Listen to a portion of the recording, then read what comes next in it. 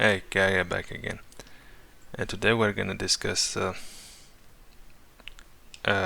Skull and Bones news and a kotaku review on a game and some news I heard about Diablo 4. So let's start with this article from IGN. Skull and Bones is suffering yet another breach in the hull as Ubisoft's long-delayed pirate game has lost another creative director. It's just been a great development for them, huh? Losing creative directors and staff in general. It's sure as hell gonna turn out to be one good game, with people leaving left and right. Nevertheless, let's continue. Creative director Elizabeth Pellin left Ubisoft Singapore to return to Ubisoft Paris headquarters earlier this summer. Pellin had been working on Skull and Bones since 2018. This marks the third time Skull and Bones has lost a creative director. Kotaku's report also says Ubisoft Singapore is facing an organized labor campaign from Singapore's Creative Media and Publishing Union. 5 years ago, Elizabeth went to Ubisoft Singapore with a mission to reboot the creative direction of Skull and Bones. A Ubisoft spokesperson told Kotaku she succeeded and the Skull and Bones team is now fulfilling her vision to deliver a unique naval action RPG experience to our players. But when Ubisoft will actually deliver Skull and Bones remains to be seen. At the beginning of 2023, Skull and Bones was delayed for the 6th time.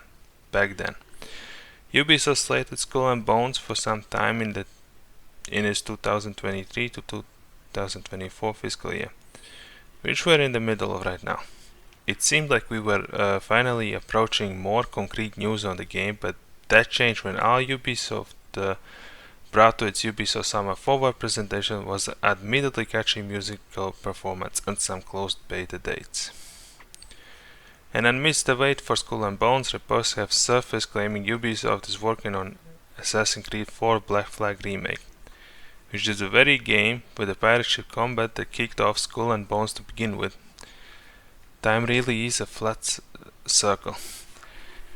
Now, the rumor about the Black Flag remake is nice and all, and if they do make a Black Flag remake and they don't change the fundamentals of Black Flag, it's gonna be more of a pirate game than Skull and Bones will be. It has more of the exploration aspect of a pirate. It has more of boarding the ships. It has more in general. You can board the ships, you can explore the islands, and you can do a lot of other stuff. Have deck combat and all that stuff, instead of having naval simulator. But I've said that in previous videos about it being a naval simulator closer than it being a pirate game, especially with the boarding part being only cutscenes. But oh well, it is what it is. And when it will actually release is a good question. I mean, it is supposed to release soonish, but it's been delayed constantly, and who's to say it's not gonna happen again? It's Ubisoft, and even when they make the Black Flag remake, I have no faith in Ubisoft that they can actually pull it off now. Because, in all honesty, it is kinda iffy in general with them and their game releases, with the way they've been screwing things over with their games. But I was all for the Skull and Bones stuff. As for the Diablo 4, I heard they're gonna make an expansion every year. It's gonna get an expansion. With this, it's nice, it's gonna be more content and all that, but you cannot fix a game with expansions, a game that is fundamentally shit. Sure, unless the DLC is something that's like really out of this world, then maybe they can fix something like that, but I don't see it being any better than the usual shit nowadays Blizzard produces. As for the uh, Kotaku review on a game called Fae Farm, it's a farming game with a co-op element to it where you are a fairy.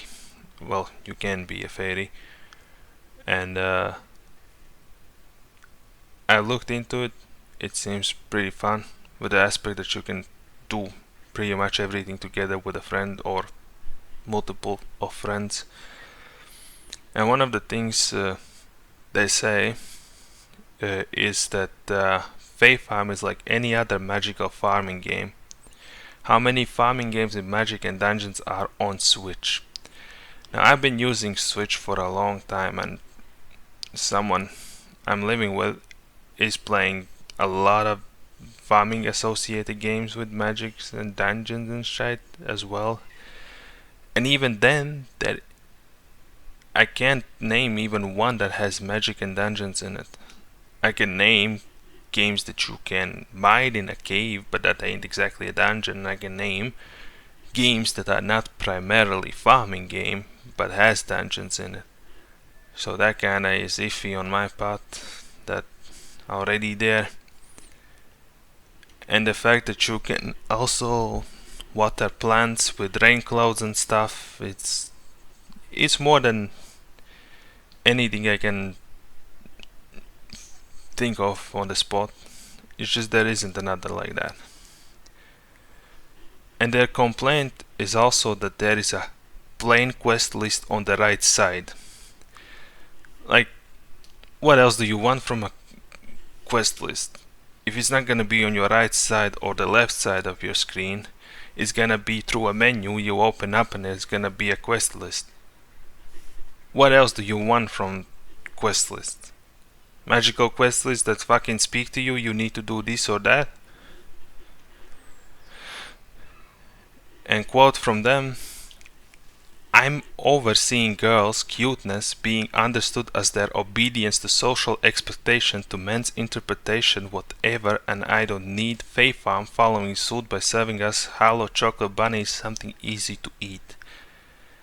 Now, how can you overinterpret a game like that? First of all, a game doesn't have a specific intention whether it's a girl game or not. I personally enjoy plenty of farming games, and they don't really strike to me as it's made for females. Neither does Fae Farm strike me as one of those type of games. In my opinion, they're stretching over here so they have a platform, so now they're gonna put their political views that, oh, since it has farming and it has fae wings and stuff like that, oh, it must be girl. No, it doesn't. It's just fucking wrong. Completely disagree with that statement there. It's as if she takes an offense to women from this game. It's like, why? Is it that because that they only like simplistic farming games with no depth? It's stupid. It's what they even say in their shite, that they only like simplistic farming games with no depth. Women like more than flowers and marriage. We contain multitudes. It's not a big deal. And another quote is, "But you know I like guitars too. I thought everyone knew that, but I'm realizing with Fae Farm that games still see women now a major demographic as blank, easily satisfied customers." This woman has issues. How can you take this from a simple game that's about farming to enjoy in a cozy time on your own to it being offensive to females, that it's only made for females? If you think that, then don't play it, because certainly that game is not only made for females. There's plenty of men that are gonna play this game, and I don't see the issue of this being a farming game with fae aspect to it. Like, come on. How deranged you must be to take offense to a simple farming game like this and see it as it's offensive to women. You still think of us as simplistic and only can play some girly stuff. No! It's completely wrong. It's just a cozy game you're supposed to enjoy with a friend or two. Just the fact that it has face stuff in it doesn't mean it's fucking girly. Then by this logic, even the Disney fucking game is only made for girls. You're fucking delusional. But I'm done with this shit. The video was supposed to end here when I was recording it last time, but since then I have started playing FIFA myself, and I have discovered that, unlike Kotaku said that it's mainly for female audience, which in this video I have entailed already, it's like completely wrong. I play with a person that I live with, and so far we've had quite a bit of fun. I find the dungeon mining aspect of it really fun.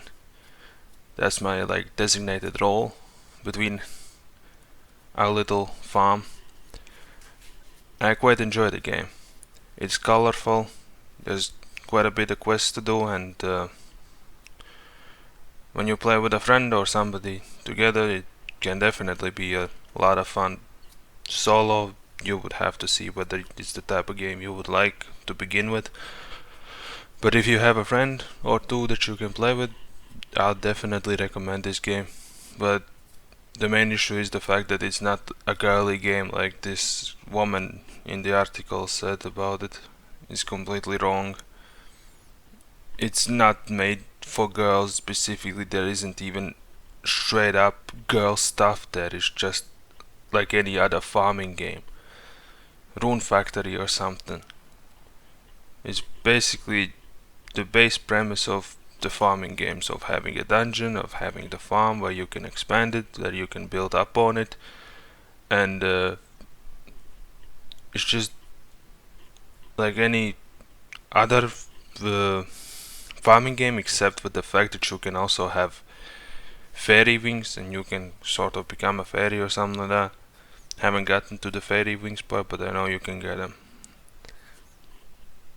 I like the fact that the game has the system where when you do stuff it also levels. For example, if you mine, your mining levels, if you fish, your fishing levels, and so on. I personally like those type of systems, and that was all I wanted to say, really, just to give it more of a bit of an information now that I've got my hands on it and played it for a while. I can definitely say that the woman in the article was delusional. I'll see you guys next time.